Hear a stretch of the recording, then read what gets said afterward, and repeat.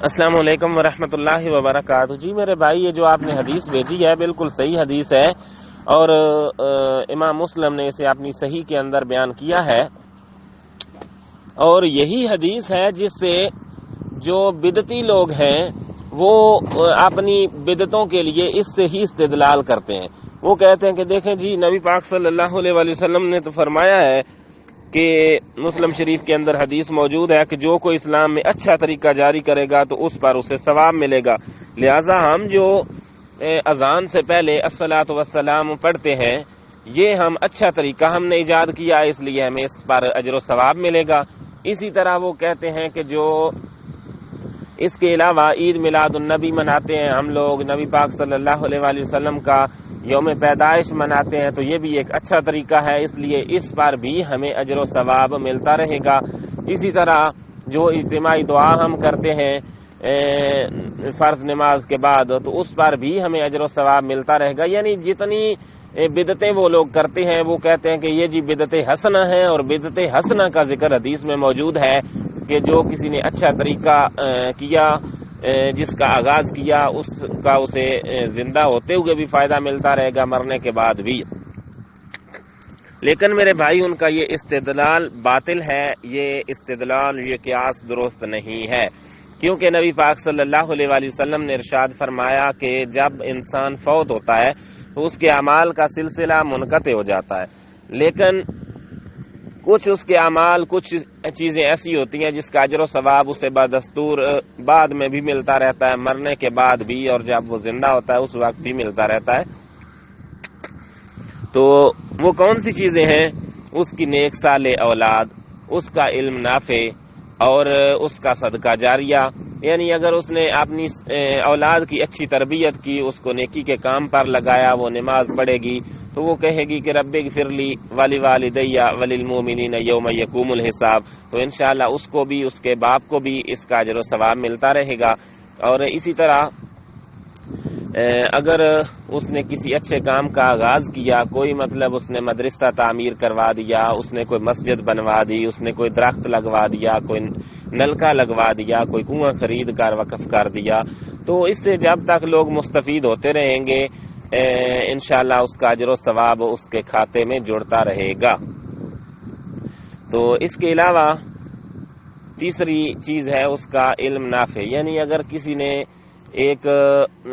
اپنے شاگردوں کو علم سکھایا دین کا، جب تک وہ لوگ اس کے اوپر عمل پیرا رہیں گے، آگے یہ سلسلہ جب تک چلتا رہے گا، اس کو اس اچھے علم کا، اس اچھے کام کا جو اس نے آغاز کیا تھا، یا جن شاگردوں کو اس نے توحید پر چلایا تھا، توحید کی محنت کی تھی، ان کی زندگیوں سے شرک کو باہر نکال پھینکا تھا، بدعتوں کو ختم کیا تھا، آگے وہ بھی اسی مقصد کے تحت، اسی مشن کے تحت کام کر رہے ہیں کہ لوگوں کو وہ بدعات اور شرکات سے بچا رہے ہیں، تو انشاءاللہ اس کا اجر و ثواب انہیں بھی ملے گا، اور ان کے استاد جو ہیں ان کو بھی ملے گا۔ تو یہ اس حدیث کا مطلب ہے کہ جو کسی نے اچھا کام کیا، اگر کسی اچھے کام کا کسی نے آغاز کر دیا، کسی نے مدرسہ بنوا دیا، کسی نے کوئی درخت لگوا دیا، کوئی نلکا لگوا دیا، کوئی کسی نے اپنے شاگرد تیار کر دیے اہل توحید، یا کوئی بھی کسی نے اچھا کام کیا، تو اس کا اجر و ثواب اسے اس کی زندگی میں بھی ملے گا، اس کے مرنے کے بعد بھی ملے گا۔ اور اسی طرح اس کے برعکس اگر اس نے کوئی غلط کام شروع کروایا، اس نے کوئی ڈانس کا اڈا کھلوا دیا، کوئی اس نے فحاشی والا کام شروع کروا دیا، اور لوگوں کو اس نے کوئی غلط تربیت دینا شروع کر دی، تو اس کا اسے گناہ اس زندگی میں بھی ملے گا، اور اس کے بعد بھی اسے مرنے کے بعد بھی اسے اس کا گناہ ملتا رہے گا، اس کے گناہ میں کوئی کمی پیشی نہیں کی جائے گی۔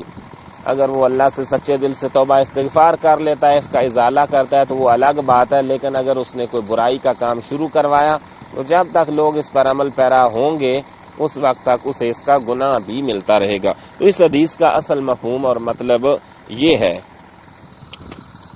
کہ جو کوئی اسلام میں اچھا طریقہ جاری کرے تو اس پر اسے ثواب ملے گا، اور اس کے بعد جتنے لوگ اس پر عمل کریں گے تمام کے برابر اس جاری کرنے والے کو بھی ثواب ملے گا، اور ان کے ثواب میں کچھ کمی پیشی نہ کی جائے گی، یعنی جو کرنے والے ہیں ان کا ثواب برابر رہے گا، وہ پریشان نہ ہو کہ کہیں ایسا نہ ہو کہ ہمارے ثواب میں سے کمی بیشی کر دی جائے۔ اللہ کے خزانوں میں کمی نہیں ہوتی، ان کا ثواب برابر رہے گا، لیکن جس نے ان کو اس کام پر لگایا یا جس نے اس کام کا آغاز کیا اسے بھی اس کا اجر و ثواب ملے گا۔ اور جو شخص اسلام میں برا طریقہ جاری کرے تو اس پر اسے گناہ ملے گا، اور اس کے بعد جتنے لوگ اس پر عمل کریں گے ان سب کے برابر اس جاری کرنے والے کو بھی گناہ ملے گا، اور ان کے گناہ میں بھی کچھ کمی پیشی نہ ہوگی۔ یہ حدیث الٹا ان کے خلاف جا رہی ہے۔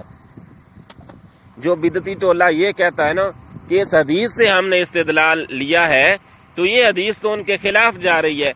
کیونکہ اس حدیث میں ہے کہ جو شخص اسلام میں برا طریقہ جاری کرے تو اس پر اسے گناہ ملے گا۔ اب آپ مجھے بتائیں کہ بدعت جو ہے یہ برا طریقہ ہے یا یہ اچھا طریقہ ہے؟ بدعت گمراہی کا طریقہ ہے یا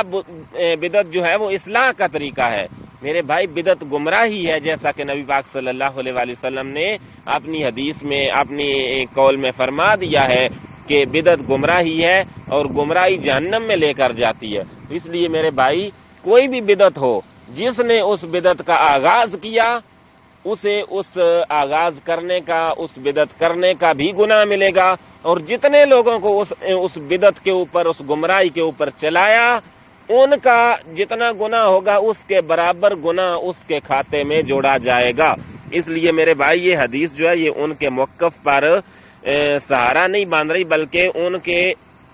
موقف کے خلاف جا رہی ہے۔